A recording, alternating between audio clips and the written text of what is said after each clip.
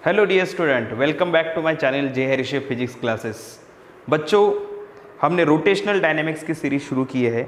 उसमें हमने कल फर्स्ट लेक्चर देखा था और उस लेक्चर में रोटेशनल डायनेमिक्स में हमने डिस्कस किया था what is the angular velocity, what is the angular acceleration, that is kinematics of circular motion.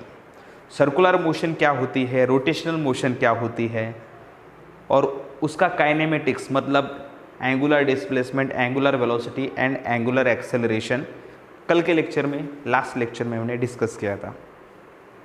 आज के लेक्चर में हम डिस्कस करने वाले हैं टाइप्स ऑफ सर्कुलर मोशन। ये रोटेशनल डायनेमिक्स का लेक्चर 2 है। जिन बच्चों ने फर्स्ट लेक्चर नहीं देखा है उन्होंने फर्स्ट लेक्चर पहले देखो, डिस्क्रिप्शन में उसके लिंक दिए नीचे, और बाद में ये लेक्चर देखना। ओके, देखो टाइप्स ऑफ सर्कुलर मोशन। बच्चों, सर्कुलर मोशन क्या होती है? कल मैंने बताया था motion of the body along the circumference. Circular path के अलोंग अगर बॉडी मूव होती है तो उस मोशन को कहते हैं सर्कुलर मोशन। ओके, उसके टाइप्स कौन कौन से हैं? उसके मेन 2 टाइप्स है बच्चों। उसमें फर्स्ट है uniform circular motion. Uniform circular motion, uniform circular motion. What is a uniform circular motion? Uniform word itself tells that something is constant. ऐसे सर्कुलर मोशन जिसमें लीनियर स्पीड कांस्टेंट रहती है, ऐसे circular motion जिसमें linear speed constant रहती है। Linear speed मतलब क्या होता है? What is mean by linear speed? Linear speed क्या होता है?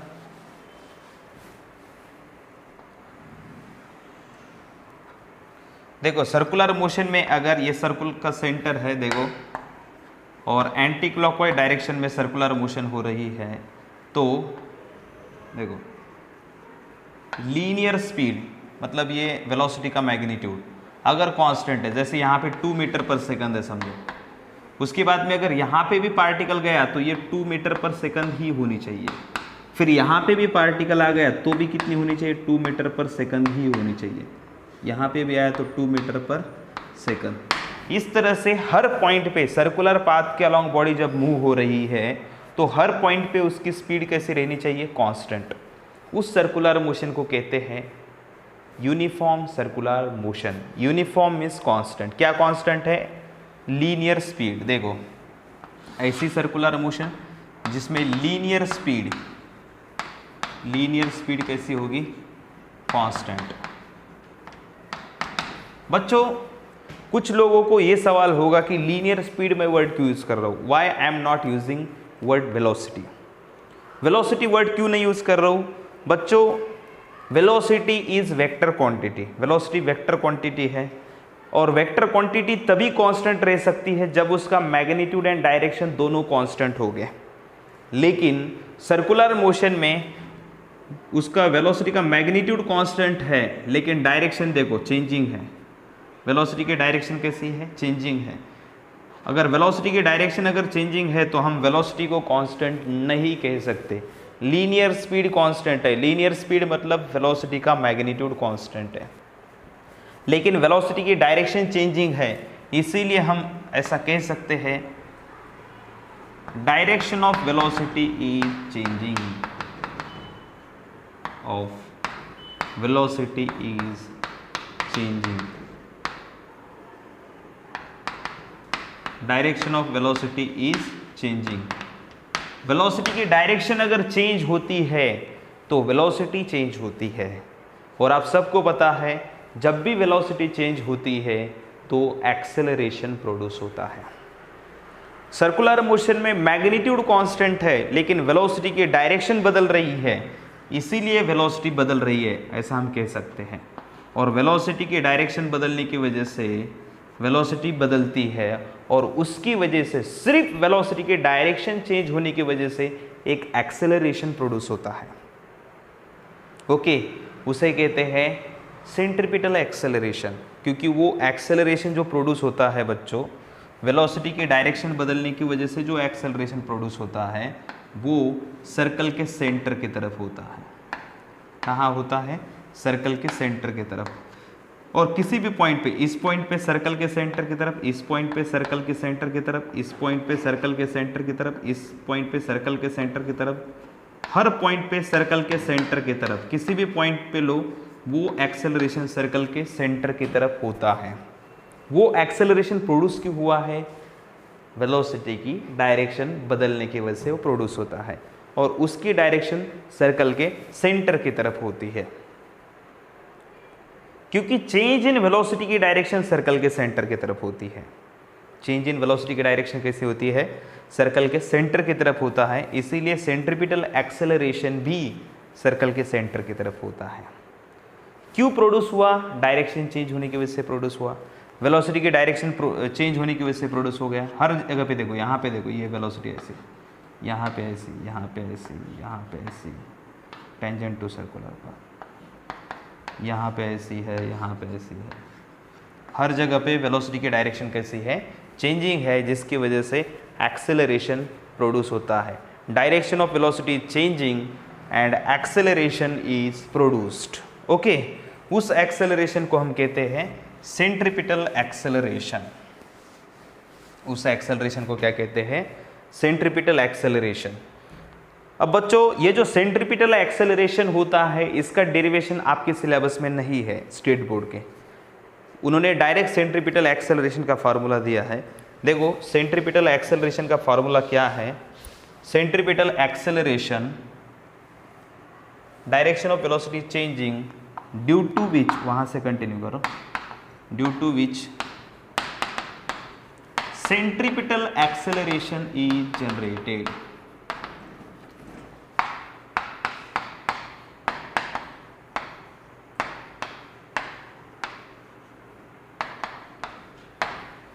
Due to which centripetal acceleration is generated. Velocity की डायरेक्शन बदलने की वजह से सेंटर की तरफ, सेंट्रीपिटल मतलब सेंटर सीकिंग, सेंटर की तरफ जिसकी डायरेक्शन है, ऐसा एक्सेलरेशन प्रोड्यूस होता है।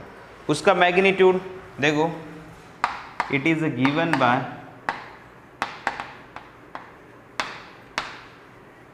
Centripetal acceleration is equal to are omega square. इसका मैग्नीट्यूड है, देखो आर ओमेगा स्क्वायर। आप सबको पता है आर इंटू ओमेगा, ऐसा लिख सकता हूँ। आर इंटू ओमेगा क्या होता है? V into omega. ये भी सेंट्रीपिटल एक्सेलरेशन का एक फार्मूला हो सकता है। ओके, उसके बाद में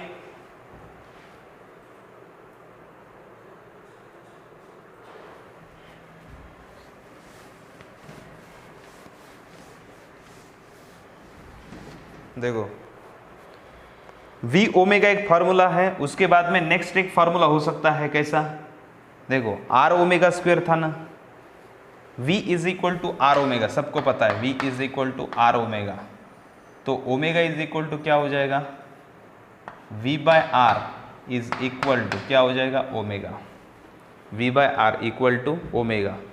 अब ओमेगा की जगह पे देयरफॉर ये फार्मूला देखो, AC is equal to r into omega square. तो AC is equal to are, omega square की जगह पे क्या रखूंगा? v बाय आर का स्क्वायर। देखो v by r is equal to omega, मतलब omega is equal to v by r रख सकता हूँ मैं। ओमेगा की जगह पे क्या रखा मैंने? v बाय आर का स्क्वायर। तो AC is equal to r into v square divide by r square. AC is equal to v square divide by r. This is a centripetal acceleration. देखो centripetal acceleration के अलग अलग formulas हम देख रहे हैं। V omega v square by r, उसके बाद में आर ओमेगा स्क्वायर, ये सेंट्रीपिटल एक्सेलरेशन के फार्मूलाज हैं। मैंने आपको बताया है centripetal acceleration is directed towards the centre. देखो सेंटर की तरफ डायरेक्टेड है, एंड उसका जो डायग्राम है, समझो अगर उसको डायग्राम से रिप्रेजेंट करना है तो उसकी डायग्राम कैसी होती है? देखो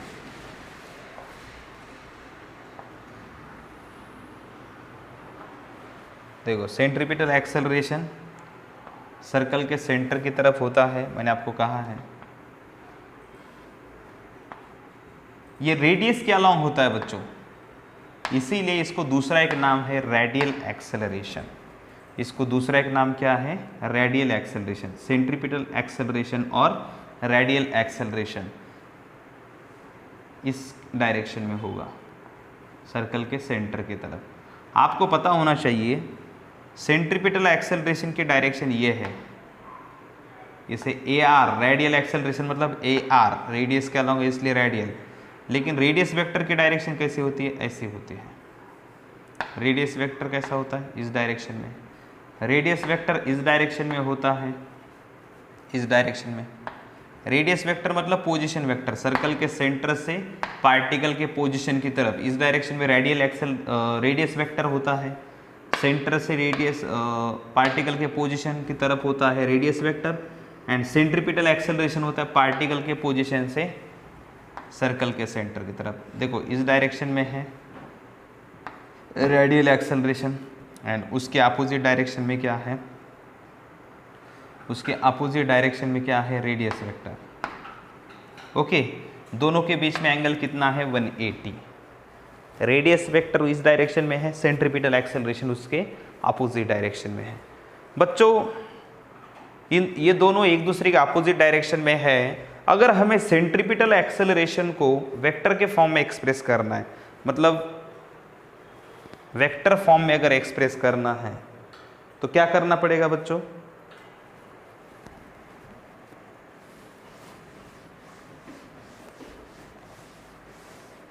देखो वेक्टर फॉर्म में एक्सप्रेस करना है, वेक्टर फॉर्म में एक्सप्रेस करना है तो क्या करना पड़ेगा? आप सबको पता है, हमने अभी भी देखा, centripetal acceleration A R, radial acceleration भी बोलते हैं, इज इक्वल टू, ऐसा लिखते हैं बच्चों, ओमेगा स्क्वायर आर बार।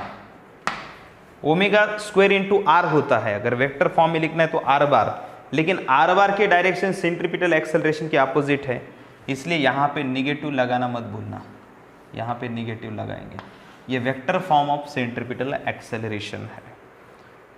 तो यूनिफॉर्म सर्कुलर मोशन के बारे में डिस्कस किया। यूनिफॉर्म सर्कुलर मोशन में लीनियर स्पीड का मैग्नीट्यूड कांस्टेंट है, लीनियर स्पीड का मैग्नीट्यूड कांस्टेंट है, लेकिन डायरेक्शन बदलती है, इसलिए सेंट्रीपिटल एक्सेलरेशन जनरेट होता है। आपको सेंट्रीपिटल एक्सेलरेशन में लीनियर वेलोसिटी का मैग्नीट्यूड मतलब स्पीड कांस्टेंट होती है, ये मैंने बताया था। इसका मतलब स्पीड कांस्टेंट है, मतलब स्पीड इज इक्वल टू क्या होता है? R into omega is equal to constant बोल सकते हो। आर क्या है? रेडियस। रेडियस का मैग्नीट्यूड बदलता है क्या सर्कुलर मोशन में? नहीं, मतलब ये भी कांस्टेंट है, इसको भेजेंगे तो omega is equal to constant divide by r. R भी कांस्टेंट है, तो ओमेगा इज इक्वल टू, इस पूरे कांस्टेंट को नया कांस्टेंट बोल के कांस्टेंट नाम दे सकते हो ऐसे। मतलब omega is equal to constant divide by r, constant भी बदलता नहीं है जो भी है, एंड रेडियस भी बदलती नहीं, मतलब ये पूरी टर्म एक कांस्टेंट ही है। ऐसा मत कहो constant divide by r constant कैसे होगा, नया कांस्टेंट। लेकिन ओमेगा कैसा होता है? कांस्टेंट। मतलब सर्कुलर मोशन में जब यूनिफॉर्म सर्कुलर मोशन हो रही है तो लीनियर स्पीड कांस्टेंट है, मतलब ज़रूर एंगुलर स्पीड भी कांस्टेंट है। एंगुलर स्पीड और एंगुलर वेलोसिटी भी कैसी होती है? कांस्टेंट होती है। और यूनिफॉर्म सर्कुलर मोशन में सिर्फ कौन सा एक्सेलरेशन प्रोड्यूस होता है? रेडियल एक्सेलरेशन, या उसे ही कहते हैं centripetal acceleration. Uniform circular motion का कौन सा एग्जाम्पल है बच्चों? यूनिफॉर्म सर्कुलर मोशन का एग्जाम्पल कौन सा है? कौन सा एग्जाम्पल है यूनिफॉर्म सर्कुलर मोशन का? आपको पता है टिप ऑफ मिनट हैंड और hour hand of a clock. Minute hand और आवर हैंड को अगर कंसिडर किया, या सेकंड हैंड को, किसी को भी कंसिडर किया, कौन से भी हैंड को, तो देखो एक हैंड कौन सा भी कंसिडर करो, इसका जो टिप है ये कॉन्स्टेंटली मूव होता है, ऐसा मानो ये कॉन्स्टेंटली मूव होता है समझो। या अगर फैन शुरू करके बहुत टाइम के बाद में फैन क्या होता है? कांस्टेंट एंगुलर वेलोसिटी या कांस्टेंट लीनियर स्पीड से घूमता है। फैन के ऊपर का अगर कोई टिप कंसिडर करेंगे, कोई पॉइंट कंसिडर करेंगे, अगर ये फैन है समझो, जो भी है,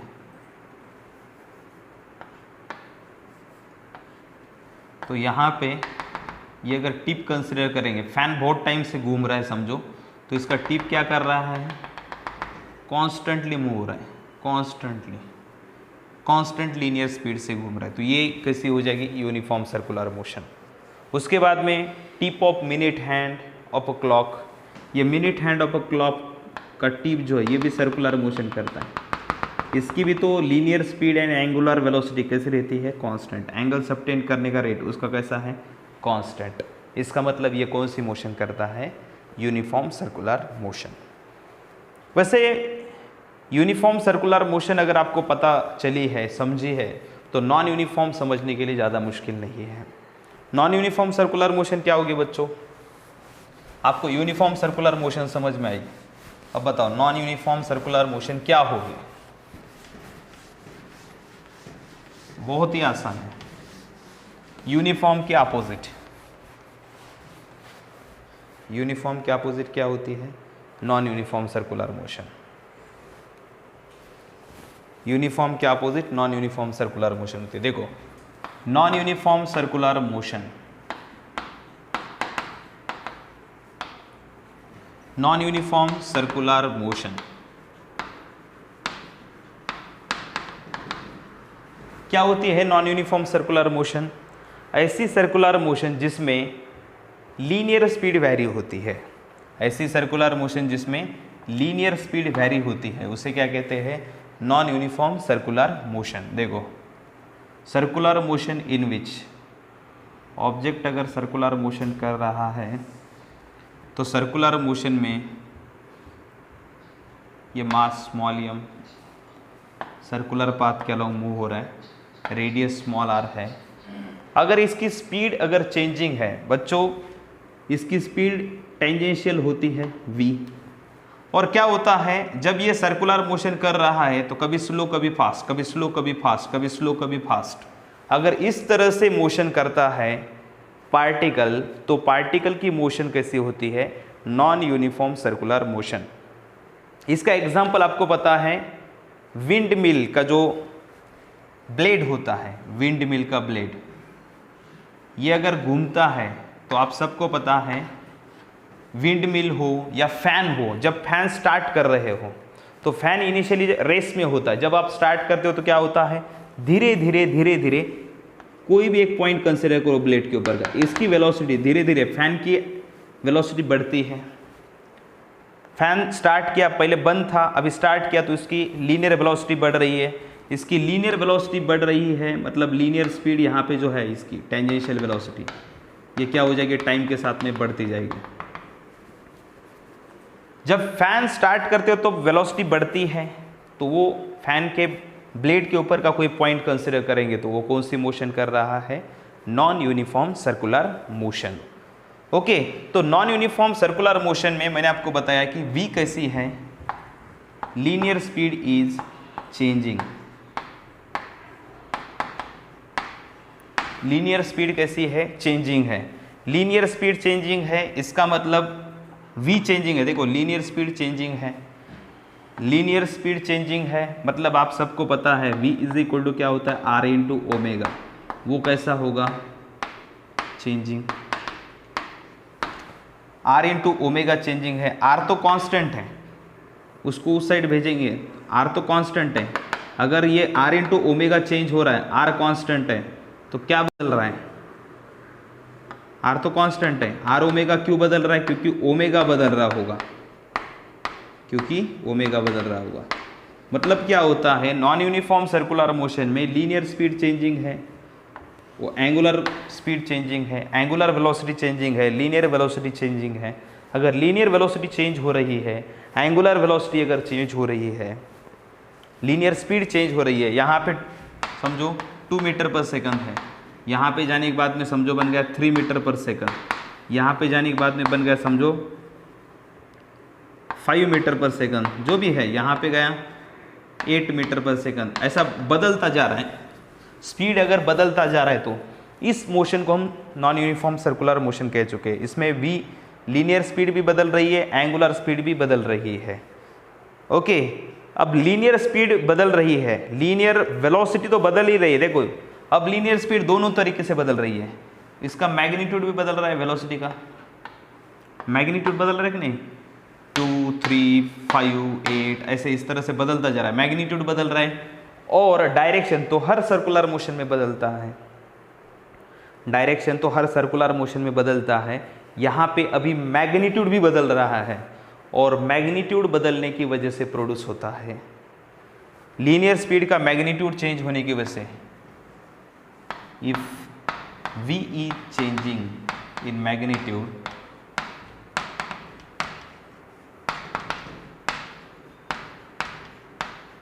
if v is changing in magnitude, then tangential acceleration,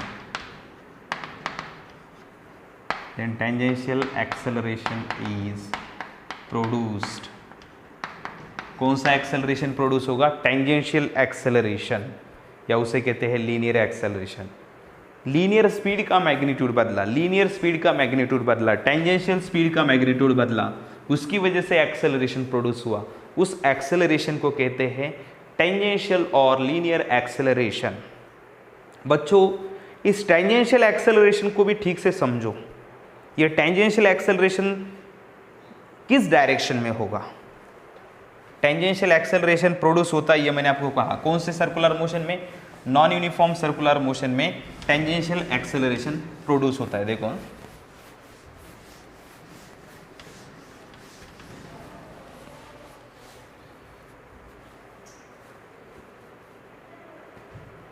अब देखो, टेंजेंशियल एक्सेलरेशन मैंने आपको अभी अभी बताया, नॉन यूनिफॉर्म सर्कुलर मोशन में, non uniform circular motion, non UCM बोल सकते हो इसे, क्या प्रोड्यूस हो रहा है? Tangential acceleration. देखो, टेंजेंशियल एक्सेलरेशन कैसे होता है, ठीक से समझो।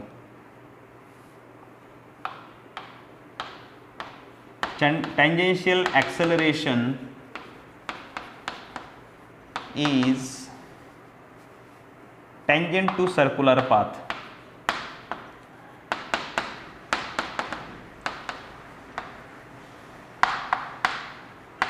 सर्कुलर पाथ को टेंजेंट होता है। देखो, अगर स्पीड बढ़ रही है, यहाँ पे वेलोसिटी अगर चेंज होने के दो तरीके हैं बच्चों, एक बढ़ना, दूसरा कम होना। एक बढ़ना, दूसरा कम होना। अगर v इंक्रीजिंग होगी, v क्या होगी? इंक्रीजिंग।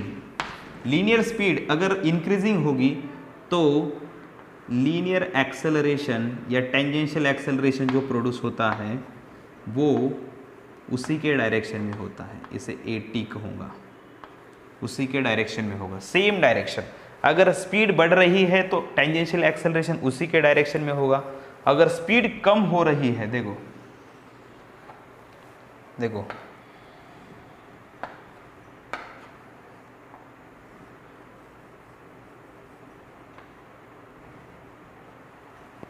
देखो, v अगर डिक्रीजिंग होगा,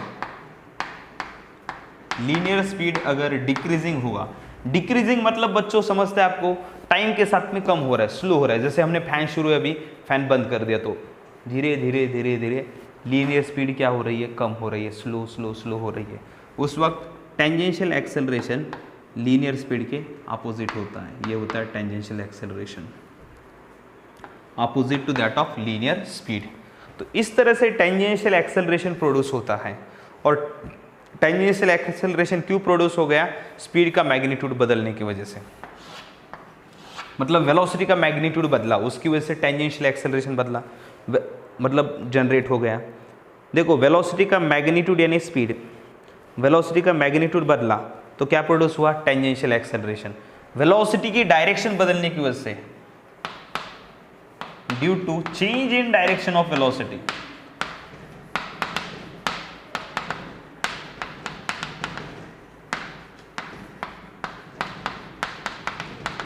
बच्चों वेलोसिटी की डायरेक्शन भी बदलती है, क्योंकि वेलोसिटी की अगर डायरेक्शन बदलेगी नहीं तो सर्कुलर मोशन ही पॉसिबल नहीं है। सर्कल के अलोंग घूमना है तो डायरेक्शन बदलो। चलो, डायरेक्शन बदलता जा रहा है, देखो डायरेक्शन बदलना कंपलसरी है। और वेलोसिटी की डायरेक्शन बदलने की वजह से जो एक्सेलरेशन प्रोड्यूस होता है वो तो मैंने आपको पहले से बताया है। कौन सा एक्सेलरेशन है वो हमारा है सेंट्रीपिटल एक्सेलरेशन। वो हमारा कौन सा एक्सेलरेशन है? Centripetal acceleration. देखो इस तरह से दो एक्सेलरेशन प्रोड्यूस हो रहे हैं। यहाँ पे मेन दो एक्सेलरेशन आपको बताया मैंने, कौन कौन से? वेलोसिटी का मैग्नीट्यूड बदलने की वजह से टेंजेंशियल एक्सेलरेशन प्रोड्यूस होता है, वेलोसिटी के डायरेक्शन बदलने की वजह से सेंट्रीपिटल एक्सेलरेशन प्रोड्यूस होता है। देखो सेंट्रीपिटल एक्सेलरेशन, टेंजेंशियल एक्सेलरेशन।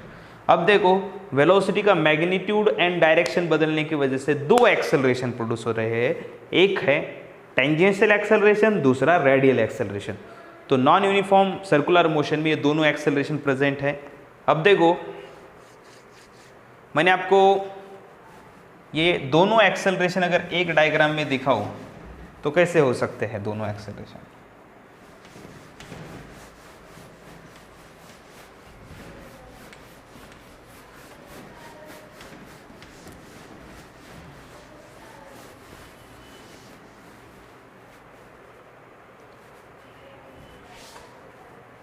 देखो बच्चों,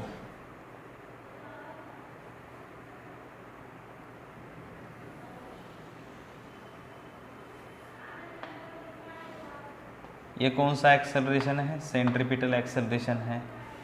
ये कौन सा एक्सेलरेशन है? Tangential acceleration. तो इन दोनों का एक नेट एक्सेलरेशन जनरेट होता है बच्चों, ऐसा। चलो पहले तो मैंने आपको दो एक्सेलरेशन है ऐसा बताया था, अब पैरेलल ग्राफ बना सकते हो, लेकिन फिलहाल आप इतना समझो कि दो एक्सेलरेशन है। कौन कौन से? Centripetal and tangential. इस केस में वेलोसिटी का मैग्नीट्यूड बदलने की वजह से टेंजेंशियल, वेलोसिटी की डायरेक्शन बदलने की वजह से सेंट्रीपिटल, और v चेंजिंग तो है ही, साथ में इस केस में v is equal to are omega होता है, इसलिए v अगर चेंज होगा तो आपको पता है v is equal to are omega, and omega is equal to क्या हो जाएगा? v by r. R constant है, v अगर चेंज होगा तो ओमेगा चेंज होगा। ओमेगा चेंजिंग है, ओमेगा कैसा है? चेंजिंग। और आपको मैंने कल के लेक्चर में, लास्ट लेक्चर में ही बताया था, अगर एंगुलर वेलोसिटी चेंज होगी तो यहाँ पे एक्सेलरेशन प्रोड्यूस होता है, angular acceleration. Omega changing, therefore angular acceleration is generated।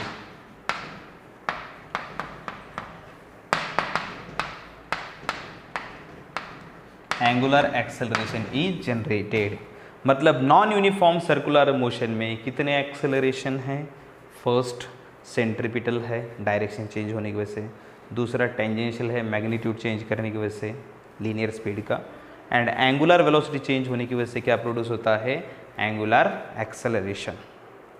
Rate of change of angular velocity with respect to time is called angular acceleration.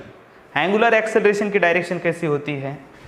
Angular acceleration की डायरेक्शन कैसी होती है? देखो इस प्लेन में सर्कुलर मोशन अगर हो रही है हॉरिजॉन्टल प्लेन में, और बोर्ड के ऊपर डायग्राम निकालना है तो इस तरह से दिखाते हैं।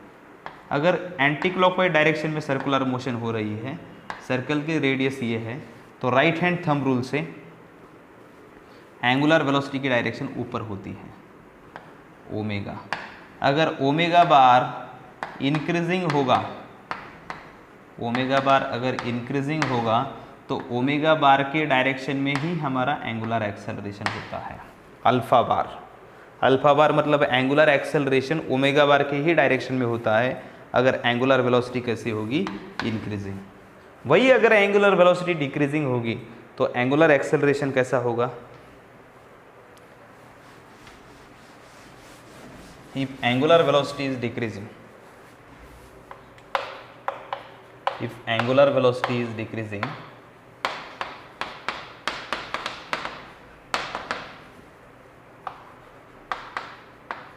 एंगुलर वेलोसिटी अगर डिक्रीज होगी, देखो ओमेगा बार है upward, right hand thumb rule से मोशन अगर ऐसी है तो ओमेगा बार ऊपर होगा, एंड ओमेगा बार अगर डिक्रीजिंग होगा, ओमेगा बार अगर डिक्रीजिंग होगा तो एंगुलर एक्सेलरेशन कैसा होगा? उसके अपोजिट, एंगुलर एक्सेलरेशन होगा उसके अपोजिट। बच्चों तो इस तरह से हमने एंगुलर एक्सेलरेशन की डायरेक्शन देखी। और पूरा नॉन यूनिफॉर्म सर्कुलर मोशन देगा। कौन कौन से एक्सेलरेशन प्रोड्यूस होते हैं? 3, सेंट्रीपिटल, टेंजेंशियल एंड एंगुलर। तीनों के डायरेक्शंस भी बताई मैंने आपको, क्लियर की है। अब इसके बाद में हम देखने वाले हैं centripetal force. Okay, types of circular motion देखे हैं, अभी हम देखने वाले हैं सेंट्रीपिटल फोर्स।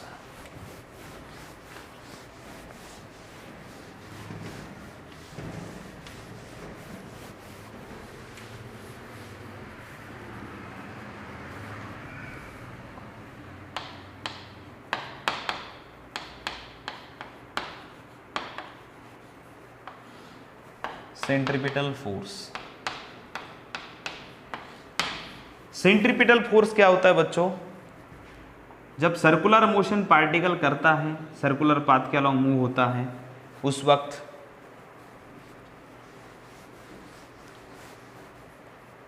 जब पार्टिकल सर्कुलर मोशन कर रहा है, पार्टिकल अगर सर्कुलर मोशन कर रहा है, मास स्मॉल m है और सर्कुलर मोशन कर रहा है, रेडियस r है, टेंजेंशियल वेलोसिटी अगर v है, यहाँ पे देखो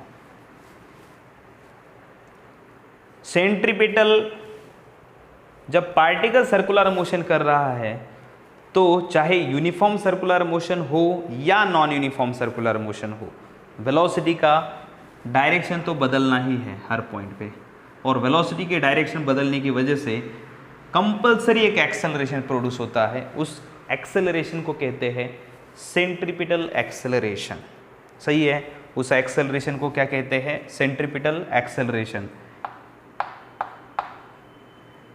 in circular motion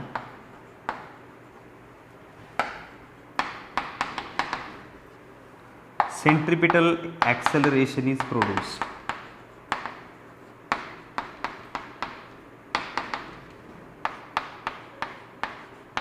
centripetal acceleration produce होता है। अब ये सेंटर की तरफ जो एक्सेलरेशन है उसे मैंने कहा है सेंट्रीपिटल एक्सेलरेशन या रेडियल एक्सेलरेशन भी कहते हैं। अब ये सेंट्रीपिटल एक्सेलरेशन प्रोड्यूस हुआ है, आप सबको पता है न्यूटन्स लॉ क्या कहते हैं? एक्सेलरेशन प्रोड्यूस होने के लिए हमें किसकी ज़रूरत होती है? फोर्स की। यहाँ पे अगर सर्कल के सेंटर की तरफ एक एक्सेलरेशन प्रोड्यूस हुआ है, सर्कल के सेंटर की तरफ एक्सेलरेशन प्रोड्यूस हुआ है, इसका मतलब कोई तो फोर्स होगा जो इस एक्सेलरेशन को प्रोड्यूस करता है।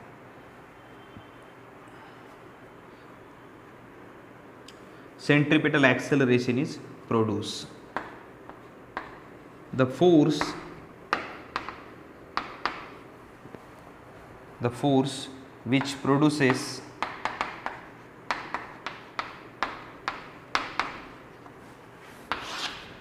this centripetal acceleration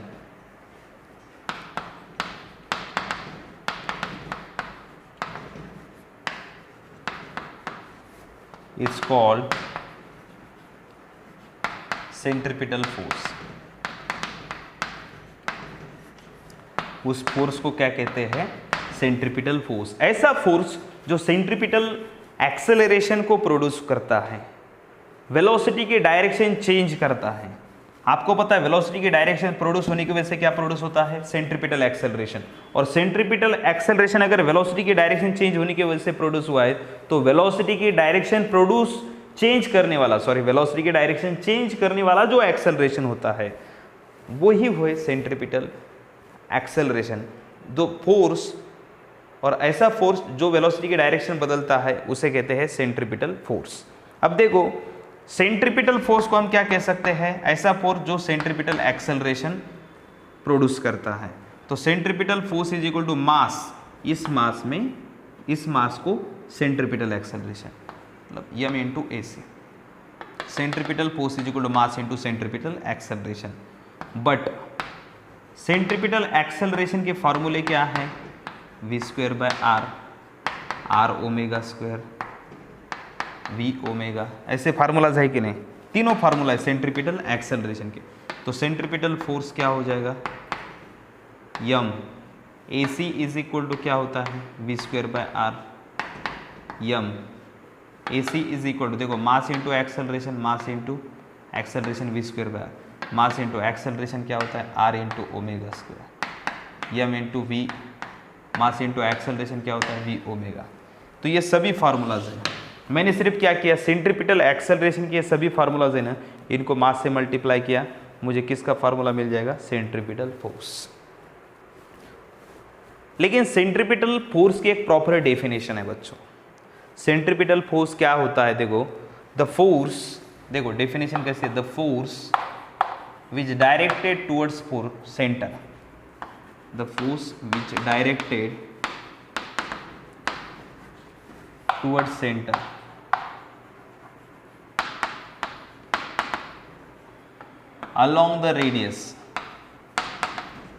along the radius of circular path.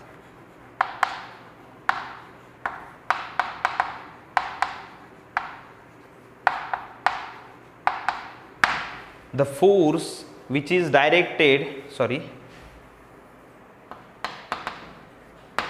the force which is directed towards the center along the radius of circular path. ऐसा फोर्स जो सर्कल के सेंटर की तरफ हो उसे कहते हैं सेंट्रीपिटल फोर्स। सर्कल के सेंटर की तरफ होगा उसे कहते हैं सेंट्रीपिटल फोर्स। अब कुछ लोग कहेंगे क्या ये एक मेन फोर्स के जो टाइप्स है जैसे ग्रेविटेशनल फोर्स, इलेक्ट्रोस्टैटिक फोर्स या न्यूक्लियर फोर्स, ऐसा कोई एक टाइप है क्या? नहीं,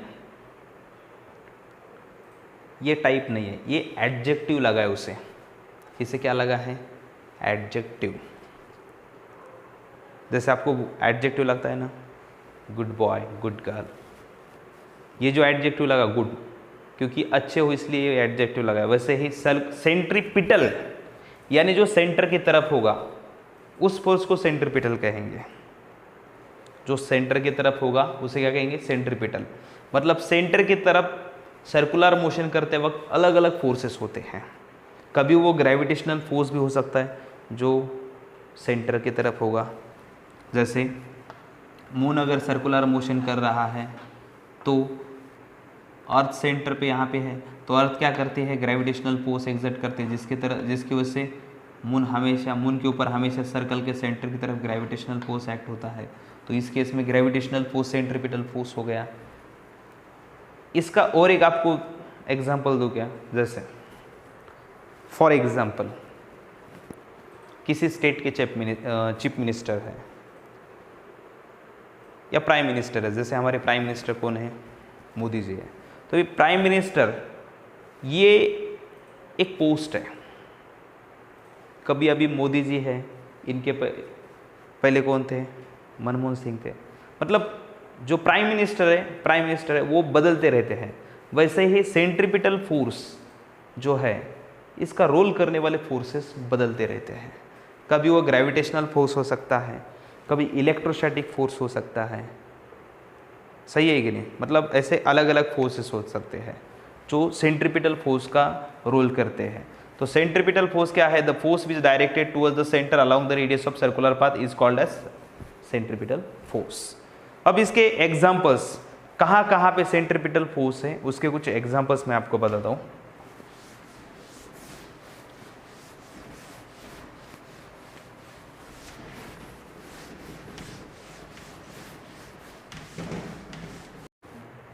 Moon revolve around the earth in circular orbit.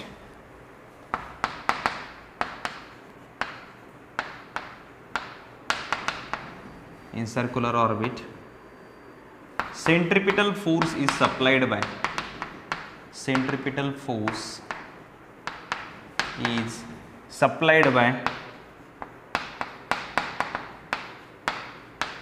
Gravitational force.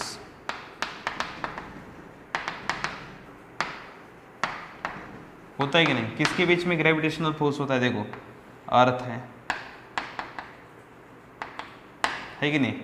ये अर्थ है समझो,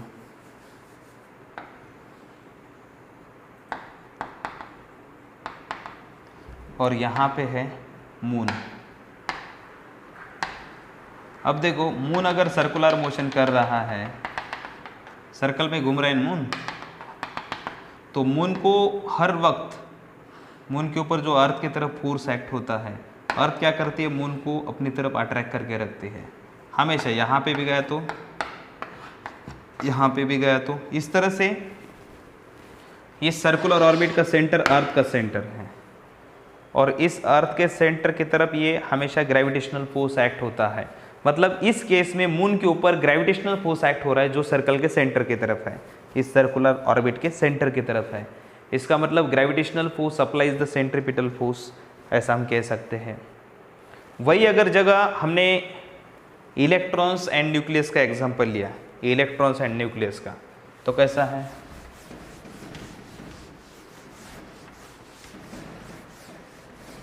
इलेक्ट्रॉन्स एंड न्यूक्लियस का अगर एग्जांपल लिया तो देखो देखो ये न्यूक्लियस है, समझो इलेक्ट्रॉन सर्कुलर मोशन कर रहे हैं।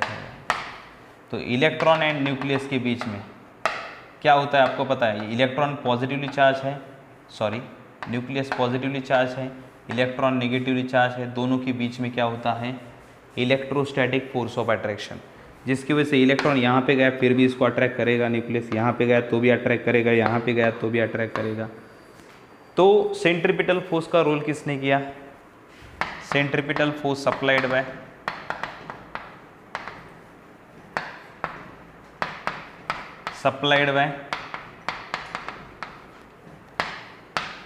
Electrostatic force.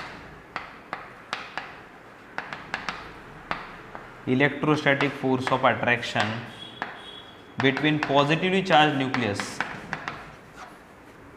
between positively charged nucleus,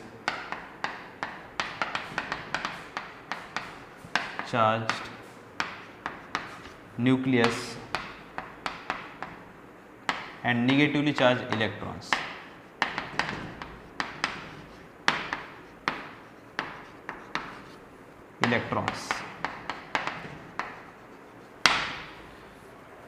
electrons negatively charge है, न्यूक्लियस पॉजिटिवली चार्ज है, दोनों के बीच में का force of attraction electrostatic force है। और वही फोर्स यहाँ पे सेंट्रीपिटल फोर्स का एग्जांपल, मतलब वही फोर्स सेंट्रीपिटल फोर्स अप्लाई करता है।